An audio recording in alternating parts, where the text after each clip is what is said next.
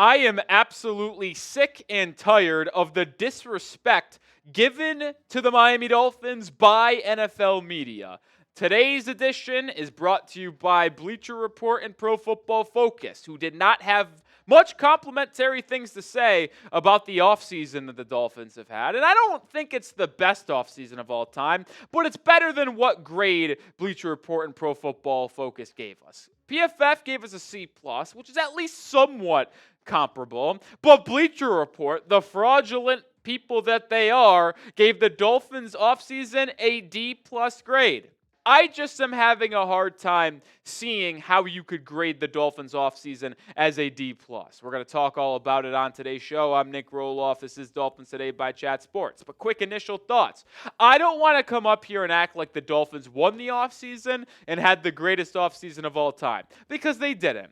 But to me, I think D+ is incredibly disrespectful. I could understand a C+, but I think it is at least a B- in my opinion, due to what they have done around the margins and did in the NFL draft. I just can't understand why they would be giving the Dolphins this low of a grade. I think it's hate, and I think it's just a lot of people liking the pile on the Miami Dolphins, because people see the Dolphins get laughed at a lot and stuff like that, and the fans get upset at the ownership and the front office, and then these publications are like, yeah, we'll throw on the pile. I just don't think it's worth it. I don't think it's accurate. So let's go through the entire offseason, but before we do that, make sure you are following me over on Twitter/X. Currently having 1770 followers, on the road to 2K. If you want more Dolphins content in between our videos, follow me over on Twitter. Wall-to-wall coverage on the Fins, 365. Go give me a follow at Nic_Rohloff. We'll start with what Bleacher Report graded out and what they had to say. They gave the Dolphins a D+ grade specifically when you talk about what they did in free agency and what they did in / will do in the trade market. Then they gave the Dolphins draft grade a C, which brings it to a D+, which I have a quick reservation before we move forward. If you just follow simple math in logic, they gave the Dolphins offseason a D+, right? Yeah? Okay. That's what that says. D+ and C. That means it should be a C-, but that's neither here nor there if you just follow logic of going D+ C. But anyway, let's start with the free agency period that the Dolphins had. We'll look at some key additions and key departures. Start with the additions / re-signed players. James Daniels, they got him on a 3-year, $24 million deal from the Steelers to play one of their guard spots. Kader Kohou re-signed to be your starting nickel corner, and then you grabbed a starting safety in Ifeatu Melifonwu and a solid wide receiver 3 in Nick Westbrook-Ikhine. Now, the players that you lost this offseason, I put Jalen Ramsey on the list because that is an inevitability. He will not be on the team come fall. That's a dagger. Jevon Holland signed with the Giants on a multi-year deal. Calais Campbell went to the Cardinals on a 1-year deal, and Robert Jones went to the Cowboys, starting left guard for the Fins. So when I look at the departures, I understand. Calais Campbell, that hurts. Jalen Ramsey, that's a dagger right into the heart. Those are tough. But if Jevon Holland is the reason why this is such a negative free agency period for the Fins, then you have another thing coming. Let's stop acting like Jevon Holland was an elite safety last season. Can we do that, please? Because this is not just hindsight, by the way, and me defending the Dolphins. I said it all offseason long prior to free agency. I would not bring back Jevon Holland. You can roll the tape and look back at the channel. He just wasn't good last season. And I wasn't paying him $15+ million over 3+ years. Just simply wasn't doing it based off where Miami was with their cap space. Like, look at his advanced numbers from last season in pass coverage and run defense. And out of the safeties that played at least 50% of run defense snaps and pass coverage snaps, he ranked bottom half in QB rating when targeted. He ranked bottom half in forced or about halfway, I should say, in forced incompletion percentage, and he ranked near the bottom in his missed tackle percentage after giving up a catch at 14.3%. But it was even more abysmal in the run game, where he had a missed tackle percentage against the run 20%, which was 50 of 55 starting safeties. He had a average missed tackles and average stop percentage against the run. There is nothing about Jevon Holland's 2024 campaign that suggests he was a massive loss to the Dolphins defense. People have to get the first 2 years of his career out of his mind. He was elite in 2021 and 2022, but he was lackluster in 2023 and then had a bad 2024 season. So the last 2 years we've seen Jevon Holland, it has not been that good. Let's stop acting like the Finns should have paid him $15+ million per season over multi-years, and they lost a key piece. Not hearing it. I'm not going to take it. I'm going to give you my official grade at the end of today's show, so stick around. But let me know, how do you grade the Miami Dolphins offseason? It's the pinned comment on today's show, so if you hit with YouTube ad break, scroll down, let it play, and answers today's question. As we looked at the key additions and the key departures through the trade market and free agency for the Finns, as I will continue to repeat here on this episode, I will not sit here and act like free agency was the best for the Dolphins, because they didn't really make any big-time moves. Outside of James Daniels' 3-year contract, it was a ton of 1-year deals, a ton of re-signings on low-level players, and 1 2-year deal when you look at Nick Westbrook-Ikhine. But they also did a lot of good things in the draft that I really like.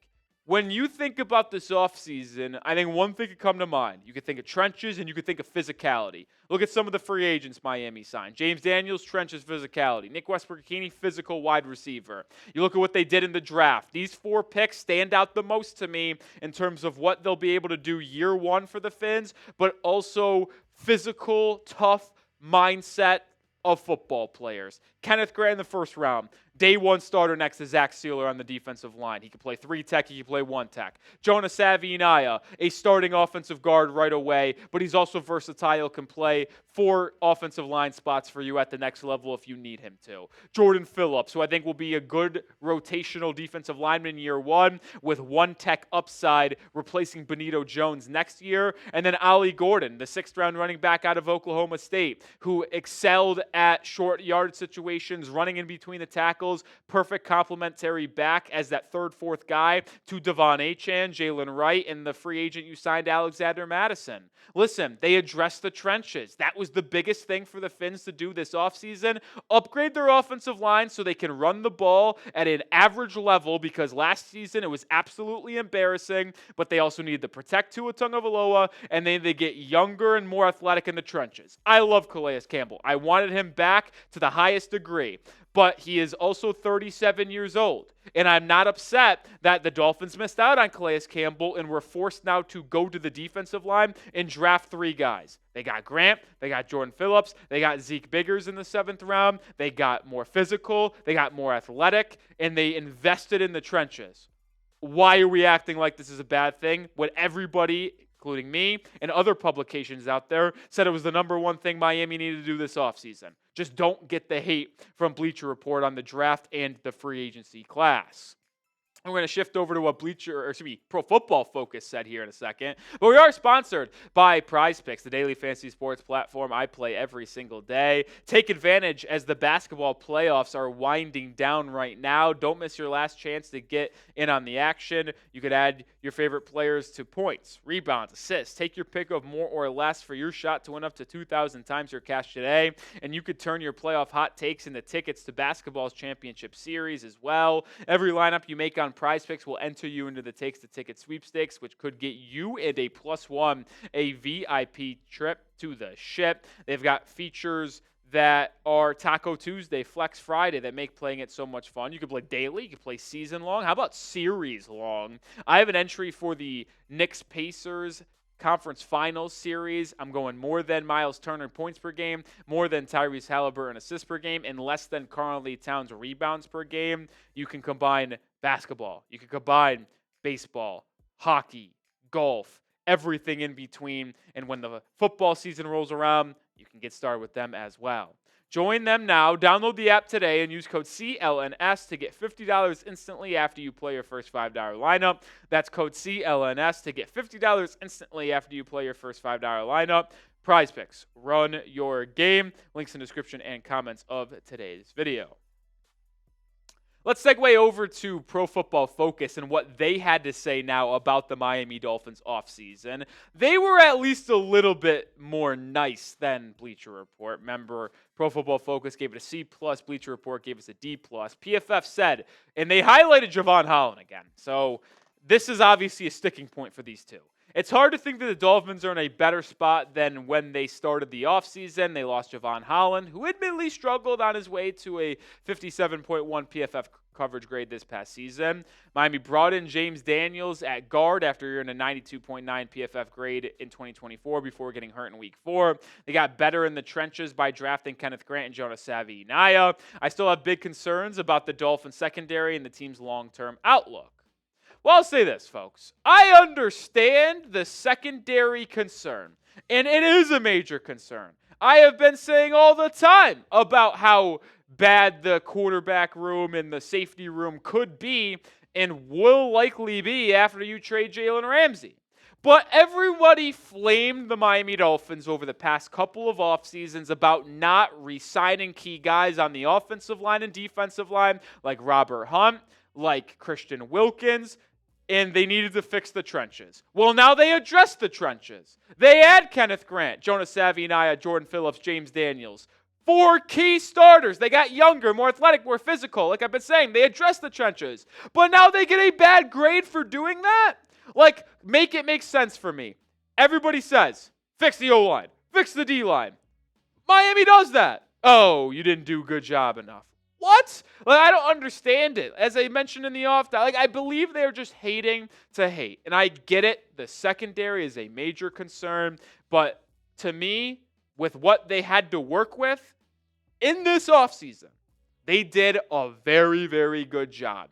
They didn't have the resources to go out there and re-sign and sign a bunch of exterior guys. They did what they could with what they had. Now, you could blame them for setting themselves up into that position. That's a different conversation for a different day.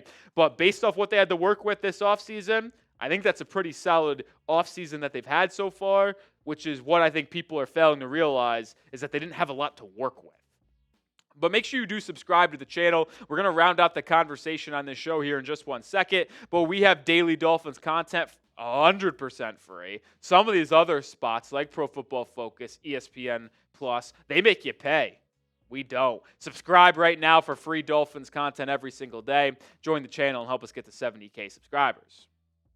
All right, I told you at the beginning of today's show that I would be giving my offseason grade for free agency, for draft, for in the overall. This is where it is. So in contrast to the Bleacher Report, they gave us a D+ for free agency and trade. I'll give it a C. I think they made really good cheap signings like Nick Westbrook-Ikhine. I'm getting more and more bullish on Ifeatu Melifonwu as a Swiss Army knife safety, 1-year deal. They brought back Kader Kohou, which I really liked. I really thought the Tyrell Dodson re-signing was a big one that is kind of going talked about as well. They were able to restructure Bradley Chubb, so they kept him instead of having to cut him. I give it a C. Nothing crazy, but that's where I'll give it. I like the draft. I gave the draft a B+, man. I told you, I really like Savaiinaea, I like Kenneth Grant, and I really like Jordan Phillips additions. Ollie Gordon and Quinn Ewers and late day 3 were awesome as well, and I give it a B-.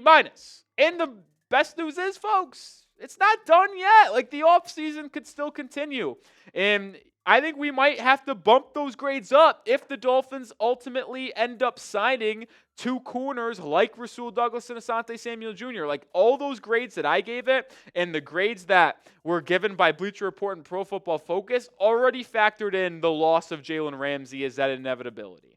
But they did not factor in the potential additions of Asante Samuel Jr. and Rasul Douglas. If Miami were to add those 2, I think you could bump those grades in free agency and overall even up. And it would be a pretty solid offseason with the limited assets Miami had to work with. So call me crazy, call me an optimist. I have a lot of critical things to say about Chris Grier, but I think he set himself up for failure this offseason, but was able to do a relatively solid job with what he left himself with. Now, it's a question if he should still be here, but that's not a story for today's show. But make sure you do follow me over on Twitter as we're going to continue the conversation around the Miami Dolphins over there. @Nic_Rohloff is the handle. Go give me a follow right now.